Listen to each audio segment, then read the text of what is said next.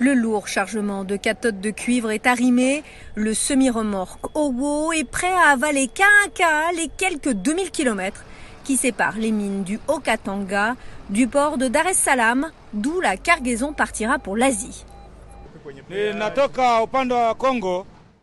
En quittant le Congo, je dois payer $200 de parking de Kanyata, je paye $50 pour le visa, je paye $300 au péage et je débourse la même chose au retour. Une situation que déplore l'association des transporteurs routiers internationaux du Haut-Katanga. Pour parcourir ces 400 km, les poids lourds doivent débourser quelques $500, soit $1000 aller-retour, 10 fois plus cher en moyenne, selon eux, que sur les routes d'Afrique australe.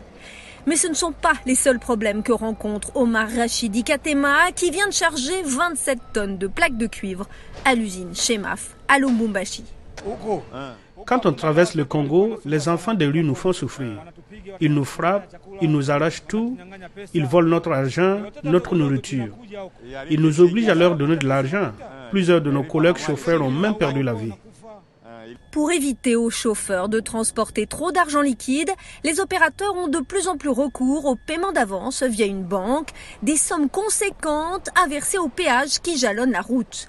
Mais les chauffeurs se plaignent des nombreuses tracasseries.